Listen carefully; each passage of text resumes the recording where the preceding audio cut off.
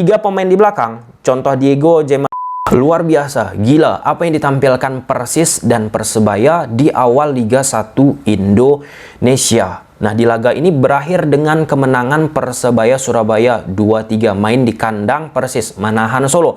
Gol Persebaya dicetak oleh Bruno di menit 30 lewat titik putih penalti. Lalu bisa disamakan Persis lewat CDB di babak kedua menit 60, assist dari Mesidoro.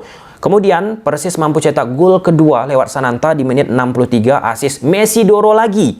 Dan di momen ini Persebaya mampu samakan kedudukan 2-2 lewat Bruno di menit 64, assist dari Song. Dan gol ketiga Persebaya Surabaya berasal dari tusukan yang dilakukan oleh Tony. Kemudian Tony melakukan cutback ke depan gawang Persis Solo. Di situ pemain Persis, Fakih namanya, mencoba menyapu ataupun mengamankan bola. Tidak sempurna dan bola tersebut masuk ke gawang Persis Solo di menit 84.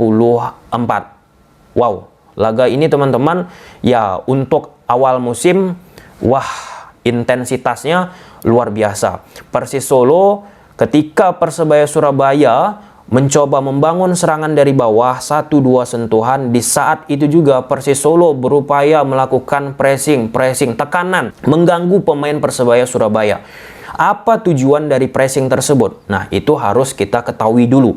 Yang pertama, tujuannya untuk merebut bola. Kemudian untuk mengganggu lawan, dan ketiga, buat lawan tersebut bermain long pass. Karena situasinya ketika lawan melakukan permainan long pass, teman-teman, itu situasinya 50-50, kan duel udara terjadi. Nah, sebaliknya juga kita harus mengapresiasi apa yang dilakukan oleh Persebaya Surabaya saat pemain Persis pun melakukan tekanan. Di beberapa momen pemain Persebaya Surabaya, teman-teman, mampu keluar dari tekanan tersebut, nggak panik.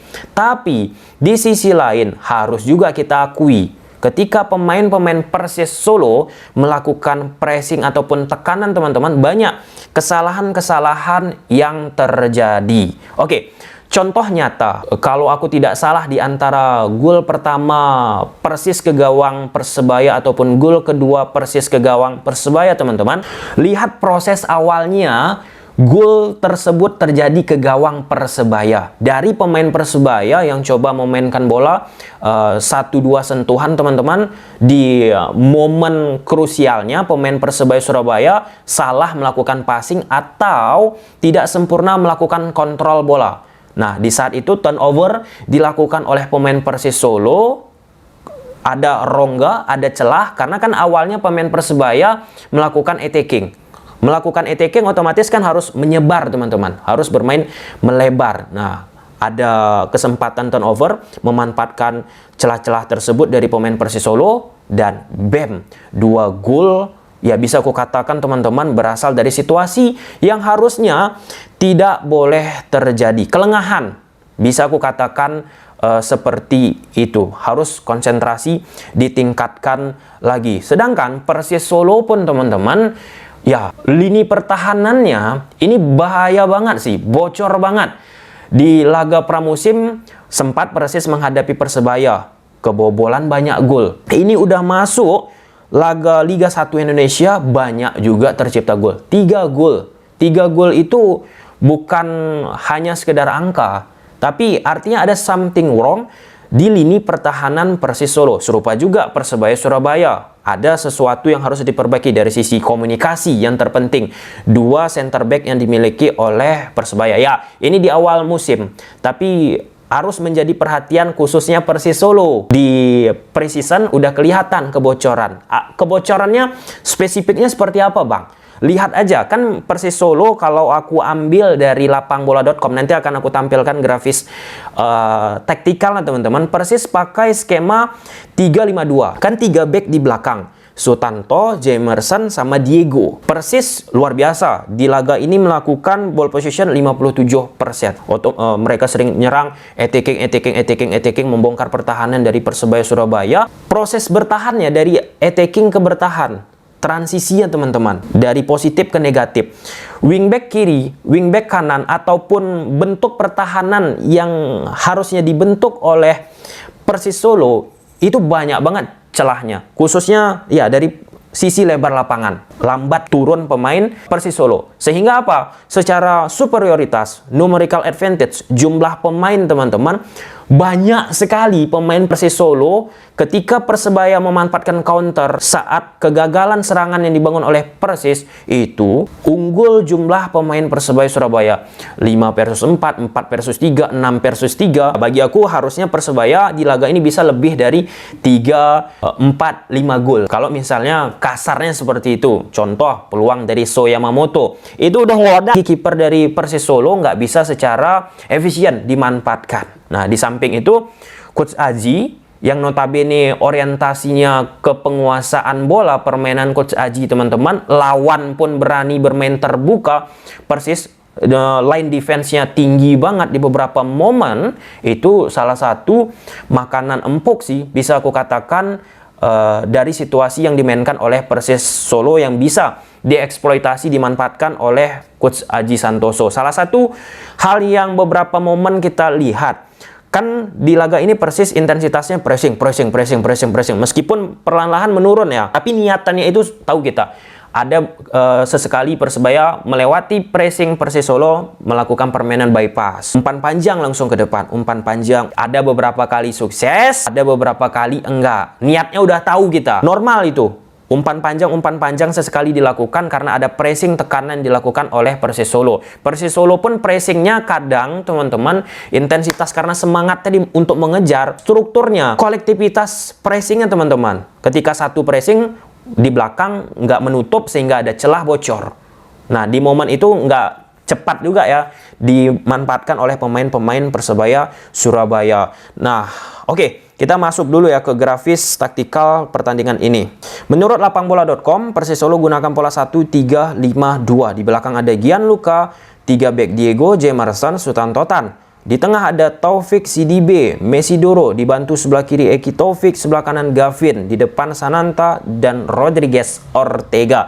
Sedangkan Coach Aji bersama Persebaya gunakan pola 1-4-3-3. Hernando Ari, 4 back catur, Kadek, Stefanovic, Repa, Adi Utama, 3 pemain di tengah, Ze Valente, Rival Wahyudi, Stong. Di depan ada Wildan, So Yamamoto, sebelah kiri ada Bruno Morera. Nah, secara pribadi teman-teman, Taufik bagi aku ia mengalami kesulitan di laga ini, khususnya pada saat Persis Solo membangun serangan. 3 pemain di belakang, contoh Diego, Jamerson ataupun Sutanto, kasih bola ke Taufik teman-teman, kemudian ditekan oleh pemain Persebaya. Taufik sulit untuk bisa lepas dari tekanan tersebut. Konsekuensinya progresi ataupun aliran bola yang dimiliki oleh Persis Solo tidak begitu ideal. Sehingga Mesidoro yang posisinya cenderung bermain lebih ke depan, turun untuk membantu Taufik. Baru kerasa nih peran dari Mesidoro. Ya nggak selamanya juga Mesidoro turun. Ketika bola ini sudah dialirkan oleh Mesidoro ke rekannya, dia balik lagi ke posisinya seperti ini ataupun switch dilakukan ya. Mobile lah pergerakan dari Mesidoro. Nah, kemudian Persebaya Surabaya karena di laga ini cenderung bermain lebih menunggu, nggak menguasai bola. Orientasinya teman-teman kelihatan. Shape bertahannya tanpa bola saat attacking dilakukan oleh Persis Solo menjadi pola seperti ini. Oke, Bruno turun, track back. Oke, Ze Valente, So Yamamoto, Wildan. 4-1-4-1. Sutanto bergerak ke depan. Oke. Gavin Quadratschiet, kadang ia masuk juga ke area half space teman-teman untuk menambahkan jumlah pemain Eki Taufik. Oke.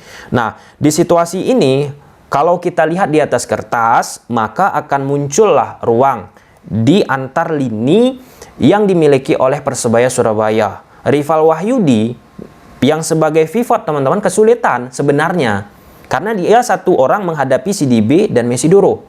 Nah, karena belajar nih di laga sebelumnya Persebaya menghadapi Persija Jakarta, skema seperti ini yang coba dimanfaatkan oleh Persis Solo di ruang-ruang koridor half space teman-teman, lewat CDB ataupun Mesidoro, ataupun improvisasi pergantian pemain yang dilakukan oleh Persis Solo, dibaca dengan cermat.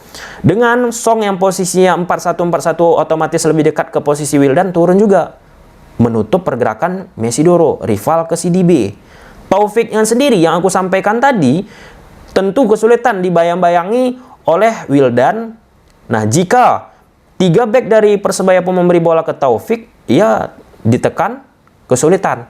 Jadi sosok profilnya ini nggak kuat banget di laga ini ya. Mungkin ke depannya kuat untuk pegang bola, alirkan bola. Ini kan laga pertama, it's okay. Sehingga pemain Persis beberapa kali sering manfaatkan sektor sayap kanan ataupun sektor sayap kiri. Yang seharusnya jika Persis Solo kuat di lini tengah teman-teman, itu bisa banget memanfaatkan sektor koridor half space seperti apa yang dilakukan oleh Persija Jakarta. Kemudian Persebaya Surabaya teman-teman, yang sudah aku sampaikan tadi bagaimana mereka memanfaatkan serangan, terutama dari attacking yang dilakukan Persis. Kemudian di saat itu pemain Persebaya berhasil merebut bola, kemudian dengan cepat memprogresikan bola ke depan. Kemudian memanfaatkan lebar lapangan karena posisi sektor kanan dan kiri Persis Solo ini teman-teman, ketika mereka bertahan banyak timbul ruang. Secara superioritas numerikal teman-teman, ini bisa Persebaya Surabaya unggul orang 4 versus 3, 5 versus 3. Wah, banyak kesempatan yang bisa dimanfaatkan. Terlepas lagi permainan bypass.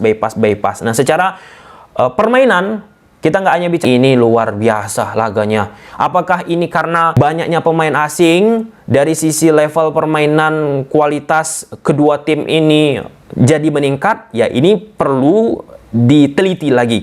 Tapi untuk laga pertama, kalau bisa sering-seringlah laga seperti ini, nggak bosan kita untuk nonton. Kalau bisa pertandingan tadi teman-teman ditambah lagi. Aku terakhir nonton bola itu nggak bosan sampai nggak kerasa nonton bola pada saat Pep Guardiola bersama Barcelona. Itu nggak kerasa tiba-tiba udah 30 menit, tiba-tiba udah habis. Oke, sampai situ aja dulu video teman-teman. Semoga bermanfaat. Bye.